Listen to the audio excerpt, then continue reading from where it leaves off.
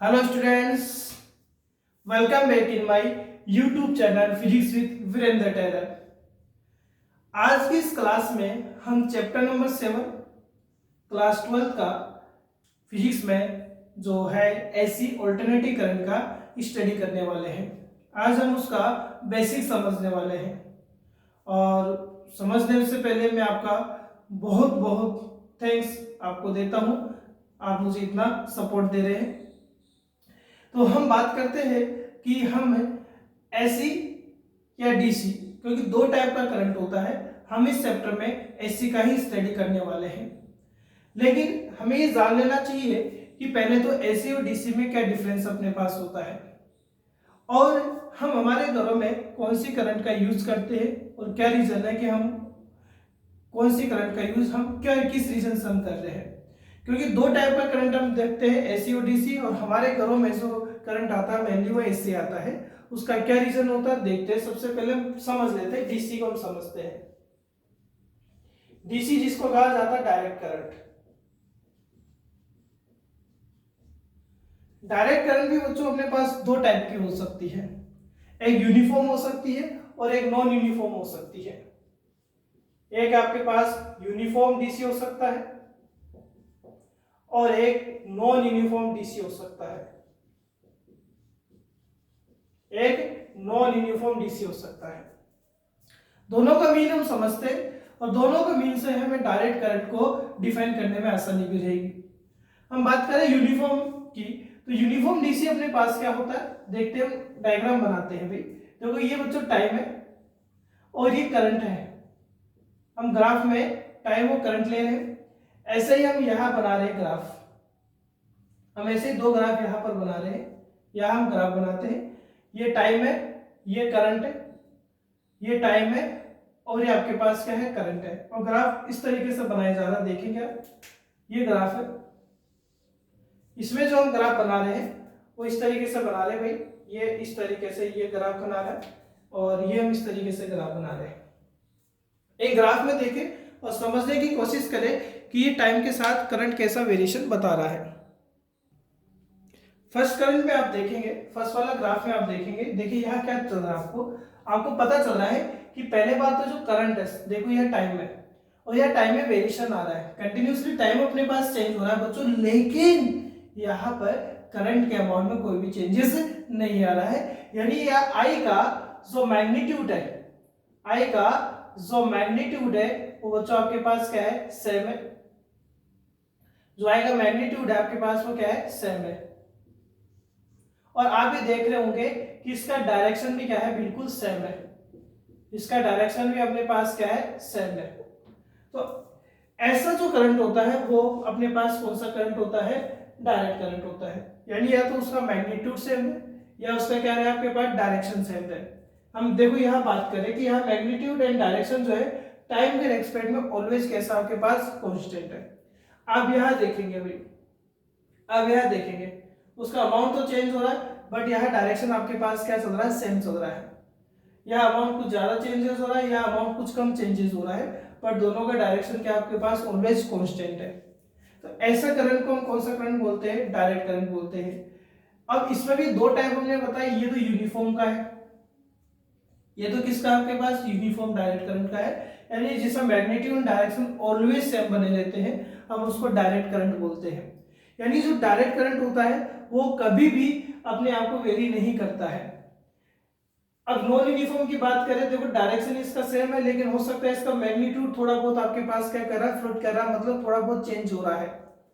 इसका मीन इसमें अभी कह सकते हैं कि ये डायरेक्ट करंट तो है लेकिन ये कैसा डायरेक्ट करंट है आपके पास नॉन यूनिफॉर्म है। तो ये आपके पास क्या होता है नॉन यूनिफॉर्म डायरेक्ट करंट होता है। तो एक नॉर्मली हम डायरेक्ट करंट के लिए ये बात कहते हैं कि डायरेक्ट करंट वो करंट होता है जो अपने मैग्नीट्यूड एंड डायरेक्शन को कभी भी चेंज नहीं करता है। आइडियल कंडीशन में हम यूनिफॉर्म डायरेक्ट करंट की ही बात करते हैं कि यह अपने अमाउंट को अपने डायरेक्शन को कभी भी चेंज नहीं करता है। जो डीसी होता है बच्चों आपके पास में, उस डीसी में जो फ्रीक्वेंसी होती है वो जीरो मानी जाती है, क्योंकि करंट यदि वेरी नहीं कर रहा है तो यहाँ पर फ्रीक्वेंसी इसकी कितनी मानी जाती है जीरो मानी जाती है। तो डायरेक्ट करंट का फ्रीक्वेंसी जो होता है वो जीरो होता है। डायरेक्ट करंट का जो फ्रीक्वेंसी होता है वो 0 होता है। देखो ये डायरेक्ट करंट ध्यान रखेंगे तो हमें ऐसे पढ़ने में बहुत आसानी रहेगी, ऐसे को बहुत अच्छे से पढ़ेंगे फिर। तो ये डायरेक्ट करंट का अपने पास में जो फ्रीक्वेंसी होता है वो कितना मानते हैं 0। तो टाइम पीरियड क्या हो जाएगा 2π/ओमेगा या फ्रीक्वेंसी, तो ये भी आपके पास कितना होगा इनफाइनाइट होगा, इन्फिनिटी होगा।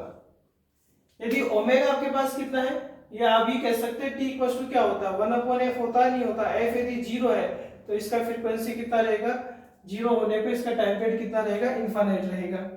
यानी जो डायरेक्ट करंट होता है उसका फ्रीक्वेंसी कितना होता है 0 होता है, और टाइम पीरियड इसका कितना होता है इनफाइनाइट हम मान के चलते हैं। इसी तरीके से हम बात करें इनफाइनाइट का, ये लॉन्ग टाइम तक आपके पास क्या करती रहती है, चलती रहती है। जो देखो आगे जो सोर्स यूज लेते हैं, ये वाला जो सोर्स आप लेते हैं सेल और बैटरी, इससे जो आपको करंट प्राप्त होता है हम उसको क्या बोलते हैं, डीसी बोलते हैं, डायरेक्ट करंट बोलते हैं। डायरेक्ट ये जो करंट होता है और ये जो सोर्स होता है, इस तरीके से यदि आपने किसी इलेक्ट्रिक सर्किट में इस तरीके का सोर्स आपने यूज ले रखा है तो इसको कहा जाता है डायरेक्ट वोल्टेज सोर्स। मतलब यहाँ से आपको जो वोल्टेज मिलता है वो डायरेक्ट वोल्टेज मिलता है, यानी यहाँ से जो करंट निकलता है वो डायरेक्ट करंट निकलता है। तो ये तो नॉर्मली अपने पास डीसी की बात है। हमारे घर में नॉर्मली हम एसी का यूज करते हैं, एसी का क्यों यूज करते हैं, अब हम नॉर्मली एसी का यूज करने का रीजन और एसी को डिटेल से समझ लेते हुए। देखो अल्टरनेटिव करंट क्या होता है, एसी टॉपिक है आपके पास बच्चों, AC alternative current. Alternative current क्या होता है, जो टाइम के रेस्पेक्ट में ये एक फिक्स टाइम के बाद में अपने अमाउंट को चेंज कर लेता है। वो इंक्रीज भी कर सकता है, डिक्रीज भी कर सकता है, अपने डायरेक्शन को भी चेंज कर लेता है। यानी अल्टरनेटिव करंट क्या होता है, जिसका मैग्नीट्यूड एंड डायरेक्शन एक फिक्स टाइम इंटरवल के बाद क्या होता रहता है, चेंज होता रहता है, जिसको हम कहते हैं कि पीरियोडिकली चेंज होता है।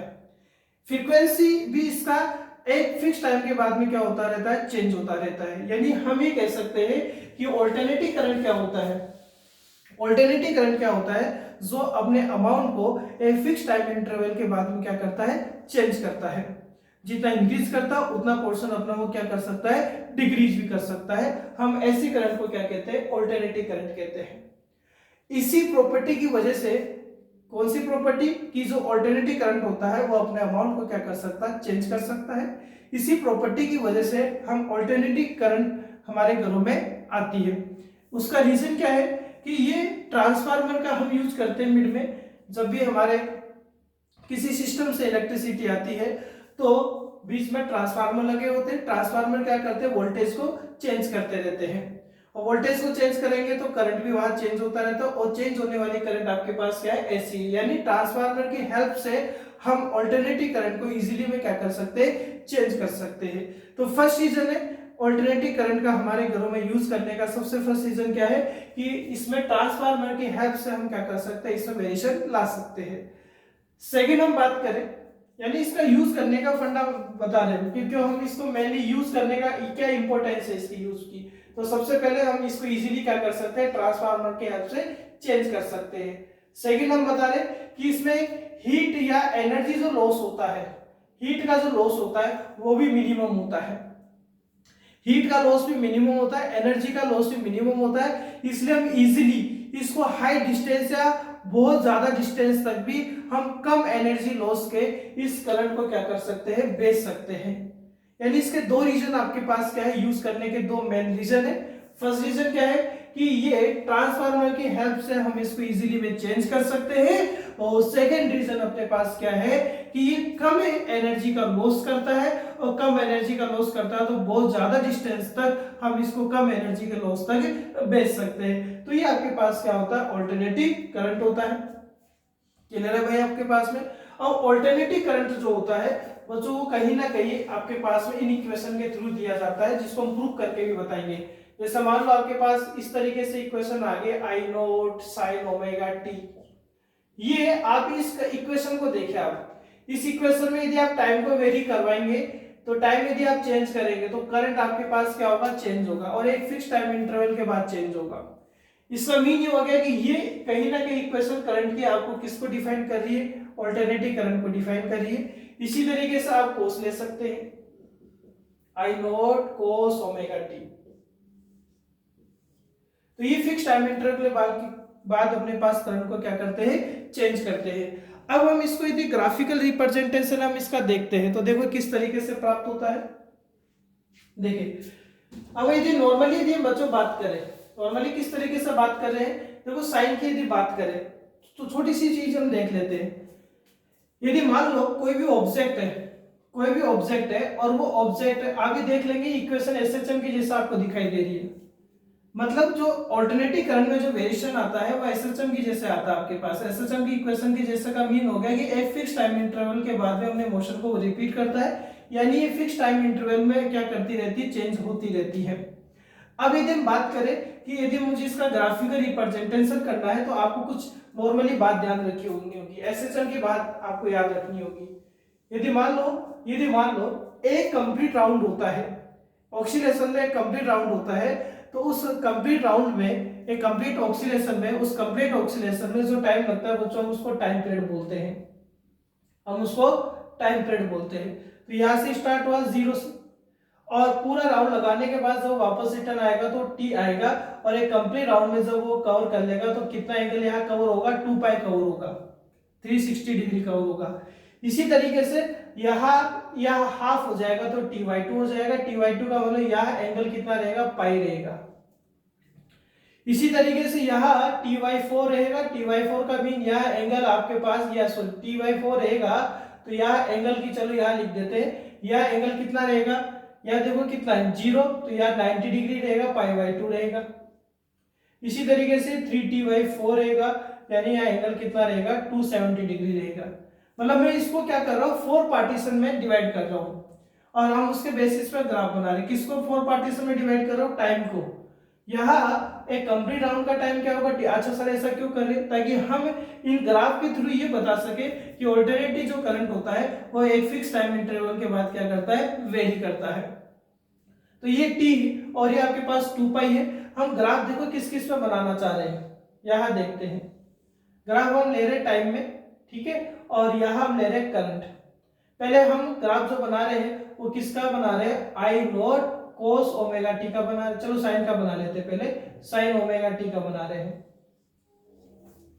और इस ग्राफ में देखेंगे आप, इस ग्राफ में इसको कर्व का हम अल्टरनेटिव करंट बोल रहे हैं, क्योंकि कर्व की शेप इसमें बनेगी आपके पास में, साइन का बोल रहे हैं, क्योंकि साइन का भी बना रहे हैं आपके पास, तो कर्व यानी, और कर्व भी किस फॉर्म का है, साइन की फॉर्म का है। तो देखो ग्राफ कैसे बनाते हैं, मुझे यहाँ देखे आप, टाइम हम कौन कौन सा टाइम लेंगे, एक तो कैपिटल टी, ये पहले 0 ले लेते हैं, ठीक है। लास्ट का टाइम क्या लेंगे, कैपिटल टी लेंगे। इसी तरीके से हम बात करें ये वाला टाइम, तो इसका हाफ टाइम होगा ty2, इनके मिड का टाइम क्या रहेगा, ty4, और इनके मिड का टाइम क्या रहेगा, 3t/4। देखो 0 के बाद ty4, नेक्स्ट क्या रहेगा, ty2, ये सब 11 क्लास के अंदर एसएचएम में है वही। इसी तरीके से 3t/4 एंड नेक्स्ट क्या आ गया आपके पास, t आ गया। यहाँ करंट हम ले रहे हैं, ठीक है, और ये आपके पास टाइम है। ग्राफ यदि आप बनाएंगे तो ग्राफ कैसे बनेगा, देखो ओमेगा का वैल्यू क्या होता है बच्चों, 2π/t होता है, ओमेगा का वैल्यू 2π/t होता है। अब आप टाइम में वेरिएशन करें और देखेंगे क्या करंट सेम आ रहा है क्या, यदि करंट सेम आ रहा है तो डीसी हो जाता है, लेकिन हम देखेंगे यहाँ पर करंट सेम नहीं आएगा, यहाँ करंट में वेरिएशन आएगा। करंट में यदि वेरिएशन आएगा इसका मीन ये आपके पास क्या है, ऑल्टरनेटिव करंट। और हम ये भी देखेंगे कि ये फिक्स टाइम इंटरवल के बाद भी अपने करंट को क्या कर रहा है, रिपीट कर रहा है, यानी ये कह सकते हैं कि फिक्स टाइम इंटरवल के बाद अपने करंट को चेंज करता हुआ रिपीट भी करता है। तो यहाँ देखिए किस तरीके से हम बात करें, यहाँ फर्स्ट में ले रहा हूँ, यदि आपके पास t का वैल्यू 0 ले हम, मतलब यहाँ देख रहा हूँ कि यहाँ अमाउंट कितना आने वाला है करंट का, तो यहाँ i इक्वल्स टू क्या आएगा, i naught sine omega, omega का वैल्यू क्या होता है 2π/t ले रखा है, और स्मॉल t कितना है बच्चों, 0 ले रखा है हमने, ये वाली कंडीशन ले रहा हूँ। साइन 0 हो जाएगा ये, और साइन 0 क्या होता है, 0 होता है, तो करंट भी कितना हो जाएगा, 0 हो जाएगा। मैं टेबल साथ के साथ यहाँ तैयार कर लेता हूँ। देखिए यहाँ क्या है भाई, क्या टाइमिंग है, और इस टाइमिंग के साथ आपको क्या फाइंड हो रहा है, आई फाइंड हो रहा है साइन की फॉर्म में, यानी साइन है आपके पास, t0 लिया आपने, तो जब आप t0 लेंगे तो आपको करंट कितना प्राप्त हो रहा है, 0 प्राप्त हो रहा है, तो t0 i0, तो फर्स्ट पॉइंट आपके पास ये आ गया। सेकंड यदि अब क्या करें आप, यहाँ t कितना ले लेते हैं, या t ले लेते हैं सेकंड t/4। देखो अभी मैंने कहा था t/4 का मतलब एंगल π/2 आ जाएगा, देखो हल सोल्व करके देख लो, आपके पास π/2 आएगा। आई नोट साइन ओमेगा 2 पाई/t है, ओमेगा का वैल्यू, टी का वैल्यू कितना भाई, t/4 है, टी से टी कैंसिल हो जाएगा, ये 2 आ गया, तो sin पाई/2 1 होता है, तो आई अपने आई नोट के इक्वल होगा। आई नोट जो है, ये जो बच्चों ये आई नोट लिखा हुआ है, इसका मैक्सिमम वैल्यू होता है ऑल्टरनेटिव करंट का, इसको पीक वैल्यू भी कहा जाता है, जिसको हम आगे डिस्कशन वापस से कर देंगे। ये तो जो अब आपने टाइम जब कितना यूज लिया, t/4 लिया, तो आपके पास कितना आ गया करंट, कितना आ गया आपके पास करंट, कितना आ गया आई नोट आ गया। और मैं मान लेता हूं कि बच्चों ये देखो t/4 पे ये मैक्सिमम करंट कितना आई नोट है, और तो ये आपके पास ये पॉइंट आ गया इसका। अब t/2 आप लीजिए, t/2 आप यूज लेते हैं तो देखो i t equals to t/2 use ले रहा हूं, तो आई इक्वल्स टू क्या आएगा, आई नोट साइन 2 पाई/t एंड t/2, t से t कैंसिल, 2 से 2 साइन पाई, और साइन में कितना भी पाई हो, साइन पाई, साइन 2 पाई, साइन 3 पाई, साइन में कितना भी पाई हो, ऑलवेज उसका वैल्यू कितना होता है, 0 होता है। मैं लिख देता हूं यहाँ साइड में, तो चलो यहाँ लिख देते हैं, यहाँ हम इसको यूज ले लेते हैं। देखो मैं बता देता हूँ, वैल्यूज आपको ध्यान में होनी चाहिए। साइन में कितना भी पाई हो, साइन पाई हो, साइन 2 पाई हो, कितना भी पाई हो, उसका वैल्यू 0 होता है। कोस में यदि ओड नंबर में पाई है, कोस पाई, कोस 3 पाई, कोस 5 पाई ओड नंबर में है, तो उसका वैल्यू बच्चों -1 होता है। कोस में पाई में कभी 0 नहीं आता, साइन में तो ओड इवन कितने भी पाई आ जाए 0 आता है वैल्यू। कोस में कोस पाई, कोस 3 पाई, कोस पाई कितने भी आ जाए, लेकिन सारे किस में आ रहे हैं, 1 3 5 ओड नंबर में आ रहे हैं, उसका वैल्यू -1 होता है। लेकिन कोस में 2 पाई, कोस 4 पाई, कोस 6 पाई किस नंबर में आ रहा है आपके पास, इवन नंबर में आ रहा है, तो +1 होता है। तो यहाँ पाई आ गया था तो आपके पास 0 हो गया। तो हम फोर्थ वाला क्या ले रहे हैं, जब आप t/2 यूज ले रहे हैं तो 0 आ गया, तो t/2 का अगेन वैल्यू कितना आ गया, 0 आ गया। ठीक है, अब नेक्स्ट वाला वैल्यू हम यूज लेते हैं। नेक्स्ट वाला वैल्यू क्या है आपके पास टाइम का, नेक्स्ट वाला वैल्यू देखे क्या है, यहां देखते हैं। नेक्स्ट हम t का वैल्यू कितना, चलो एक बार इसको हटा देते हैं भाई, हम इसको हटा देते हैं।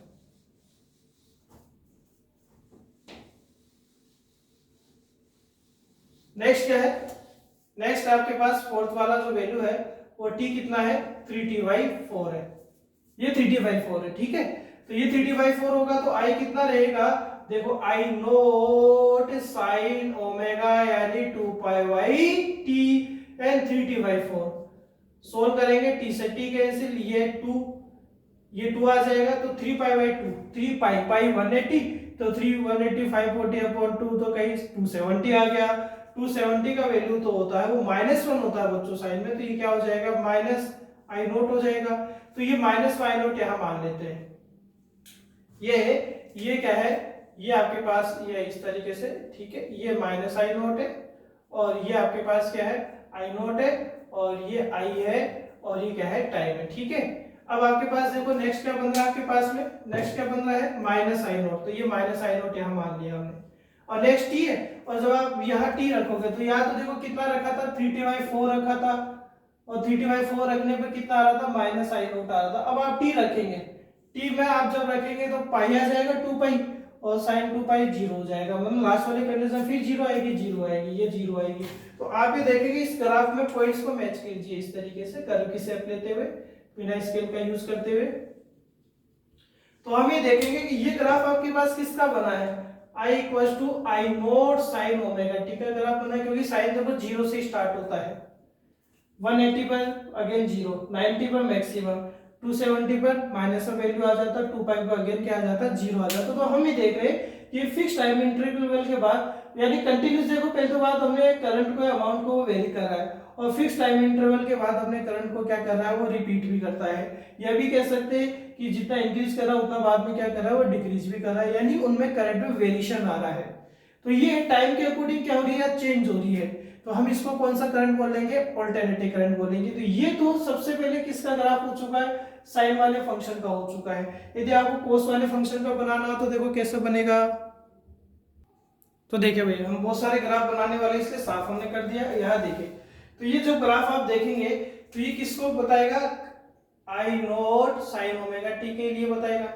अब मान लो बच्चों आपको ऑल्टरनेटिव वोल्टेज की बात की जाए, तो ऑल्टरनेटिव वोल्टेज भी क्या होगा, करंट चेंज हो रहा है तो ये भी क्या होगा, V naught sine omega t ही रहेगा। कोस में क्या हो जाएगा, V naught cos omega t. तो यदि साइन में रहेगा तो साइन में यदि ऑल्टरनेटिव वोल्टेज भी रहे तो इसका ग्राफ भी बिल्कुल ऐसे ही वेरी करेगा, नहीं करेगा, एज इट इज वेरी करेगा ऐसे।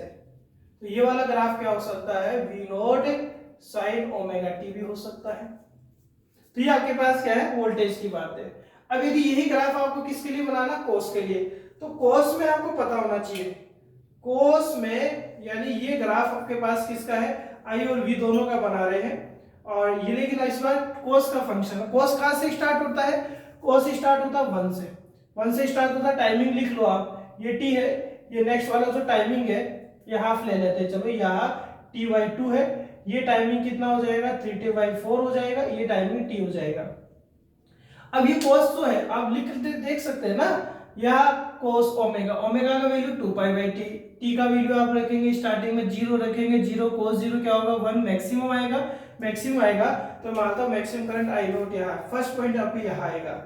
सेकंड पॉइंट आप देखेंगे कितना रखेंगे 90, ये t/4 है, अब 90 सेकंड में 90 आएगा, तब ये t/4 का 90, 90 वैल्यू कितना हो जाता है 0, तो ये आ जाएगा। इसी तरीके से फिर t/2 180 होगा, 180 पे क्या आता है माइनस में आता है तो वैल्यू ऐसे चला जाएगा। 3t/4 270 पर अगेन 0 हो जाता है तो अगेन 0 हो जाता है तो ये आ जाएगा।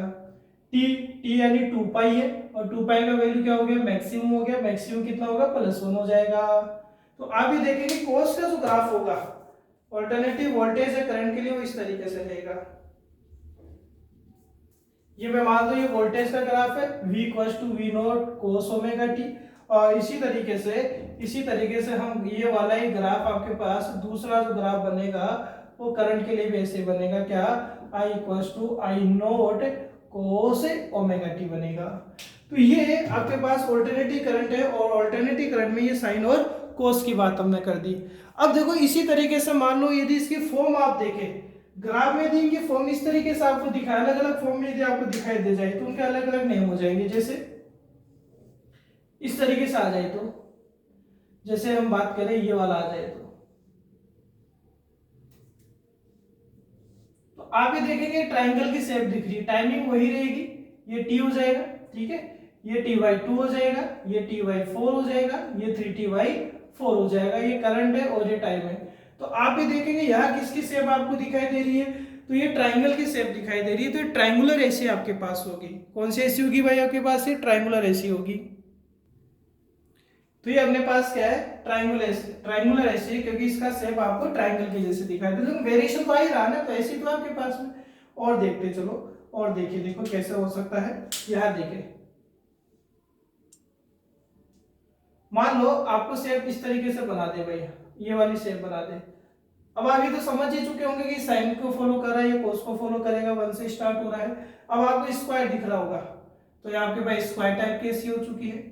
इसी तरीके से मतलब स्क्वायर टाइप की ऐसी टाइमिंग आप लिख सकते हैं, ये टी हो गया, ये 3t/4 हो जाएगा, ये आपके पास जो भी आप टाइमिंग सारा लिख लेंगे, ठीक है। इसी तरीके से हम बात करें वाले इस तरीके से आपको शेप दिखाई दे जाए तो ये क्या है, रेक्टेंगुलर बन रहा है, तो ये रेक्टेंगुलर टाइप की एसी हो सकती है। मान लो इस तरीके से आपके पास करंट आ जाए तो ये इस तरीके से करंट आ जाए तो क्या ये एसी नहीं है कि भाई, ये बिल्कुल एसी है, चेंज हो रहा है इसमें, लेकिन ये कॉम्प्लेक्स टाइप की एसी है, ठीक है, कोई फिक्स शेप नहीं आ रहा, तो इसको हम कॉम्प्लेक्स टाइप की एसी बोलते हैं। तो यहाँ मैंने सभी चीजों से क्या डिस्कशन किया है कि ऑल्टरनेटिव करंट वो करंट होता है जो टाइम के साथ क्या करता है, वेरी करता है। अब हम बात करें कुछ स्पेशल बात करते हैं कि देखो ये जो अमाउंट आता है, ये जो वैल्यू आता है, हम इसको क्या बोलते हैं, स्पेशल बोलते हैं, इंस्टेंटेनियस करंट हम इसको बोलते हैं।